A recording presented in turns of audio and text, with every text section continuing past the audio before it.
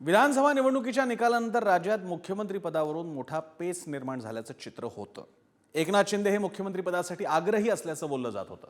त्यांच्या नाराजीच्या चर्चा देखील समोर येत होत्या। मुख्यमंत्री पदावरून देवेंद्र फडणवीस आणि एकनाथ शिंदे यांच्यात जणू काही रस्सीखेच सुरू असल्याचं चित्र निर्माण केलं गेलं।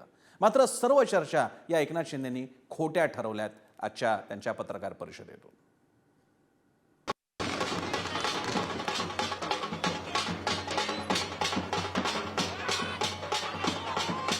भारतीय जनता पक्ष वरिष्ठ नेतृत्व जो निर्णय घेतील त्याला पूर्णपणे शिवसेनेचं समर्थन आहे। गेल्या 5 दिवसांपासून मुख्यमंत्री पदावरून महायुतीमध्ये अडलेलं घोडं अखेर मोकळं झालंय। खुद्द एकनाथ शिंदे यांनी पत्रकार परिषद घेत सविस्तरपणे भाष्य केलंय। मुख्यमंत्री पदासंदर्भात नरेंद्र मोदी आणि अमित शहा जो काही निर्णय घेतील तो शिवसेनेला मान्य असेल असं एकनाथ शिंदेंनी म्हटलंय। त्यामुळे देवेंद्र फडणवीसांचा मार्ग मोकळा झाल्याचं बोललं जात आहे। भारतीय जनता पक्ष वरिष्ठ नेतृत्व जो निर्णय घेतील मुख्यमंत्री बनवण्यासाठी, भारतीय जनता पक्षाचा महायुतीचा जो निर्णय मुख्यमंत्री बनवण्याचा घेतील त्याला पूर्णपणे शिवसेनेचं समर्थन आहे। शिवसेनेचा पूर्ण पाठिंबा आहे। कुठलंही काही कोंडी, कुठलंही काही अडसर, कुठले काही नाराजी, कुठलं काही हे सगळं काही नाही आहे। अरे बाबा, आम्ही सगळे महायुतीचे लोक आहोत। मला पण त्यांनी पाठिंबा दिला ना 2.5 वर्ष, मला पण 2.5 वर्ष पाठिंबा दिला की नाही। तर जेव्हा आता महायुतीचा होतो आहे, मी काय सांगितलं, वरिष्ठ जे निर्णय घेतील तो निर्णय आम्हाला मान्य आहे आणि आमचं पूर्णपणे समर्थन त्यांच्या उमेदवाराला आहे। महायुतीला मिळालेल्या अभूतपूर्व यशामुळे भाजप आणि शिवसेनेत मुख्यमंत्री पदावरून रस्सीखेच पाहायला मिळाली। देवेंद्र फडणवीस यांनाच मुख्यमंत्री पद मिळावं यासाठी भाजप कार्यकर्त्यांसह नेते आग्रही आहेत। तर एकनाथ शिंदेंना पुन्हा मुख्यमंत्रीपदी बघण्यासाठी शिवसेनेनं देव पाण्यात घातलंय। परिणामी या रस्सीखेचीमध्ये मुख्यमंत्री पदावरून पेच निर्माण झाला होता। आता मात्र एकनाथ शिंदेंनी आपली भूमिका स्पष्ट केली आहे आणि त्यामुळे मुख्यमंत्री पदावर तोडगा निघणार असल्याचं समजतंय। शिंदे बोलले, पुढे काय? शिंदेंच्या भूमिकेने भाजपच्या मुख्यमंत्री पदाचा मार्ग मोकळा। देवेंद्र फडणवीस आज 27 नोव्हेंबरला नागपूरहून दिल्लीला जाणार। एकनाथ शिंदे आणि अजित पवार उद्या 28 नोव्हेंबरला दिल्लीमध्ये जाणार। उद्या दिल्लीत महायुतीची बैठक होणार। दिल्लीतील बैठकीत महायुतीचा निर्णय होणार। त्यामुळे शुक्रवारी भाजप नेता निवडीचा मार्ग मोकळा होईल। मुख्यमंत्री पदासाठी देवेंद्र फडणवीस यांचं नाव जवळजवळ निश्चित झालंय। 2 डिसेंबर रोजी नव्या सरकारचा शपथविधी होण्याची शक्यता। माननीय शिंदे साहेब असतील, मी असेल किंवा अजितदादा असतील, आमच्या महायुतीत कुठलेही मतभेद नाही। आम्ही निवडणुकीच्या पूर्वी देखील सांगितलं होतं की सगळे निर्णय सोबत बसून होतील।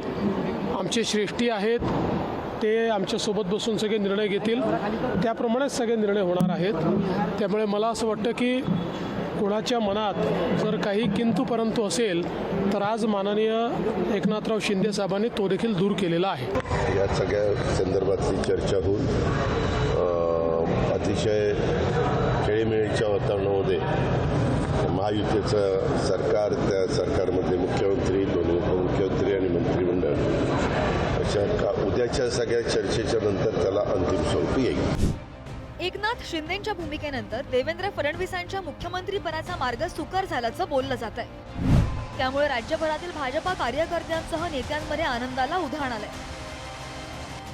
महायुतीचे नेते म्हणून एकनाथजींनी आज जे भूमिका घेतली आहे ही खऱ्या अर्थाने महाराष्ट्राच्या 14 कोटी जनतेकरता एक मोठी भूमिका आहे।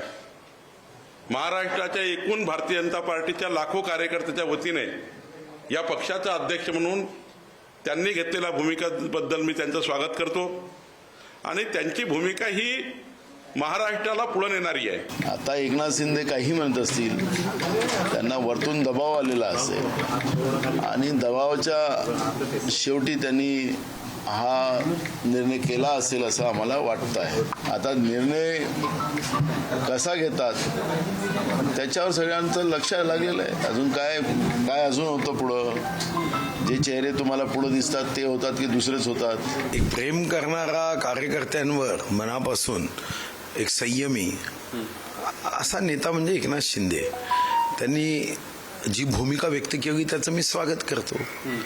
मुख्यमंत्री असताना त्यांनी मनापासून काम केलं आणि मला विश्वास आहे की एक चांगला नेता म्हणून त्यांच्यात असणाऱ्या गुणाचा भविष्यामध्ये माननीय मोदीजी, माननीय अमितभाई त्यांच्या या गुणांचा स्मरण ठेवून त्यांचा योग्य सन्मान राखतील. बघा, एकनाथ शिंदेंनी दावा सोडला असं म्हणणं चूक असेल. एकनाथ शिंदेंवरचा दबाव इतका मोठा होता की तो दबावाला त्यांना झुकणं भागच होतं. एकनाथ शिंदे भाजपाच्या दबावापुढे झुकले अशी हेडिंग जास्त खरी होईल.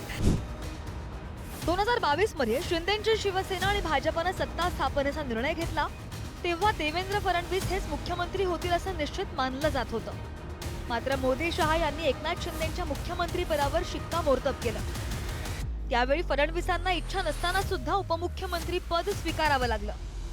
त्यामुळे आता फडणवीसांच्या गळ्यात माळ पडणार की मोदी शहा धक्कातंत्र अवलंबणार याकडे सुद्धा राज्याचं लक्ष लागलंय. ब्युरो रिपोर्ट, पुढारी न्यूज.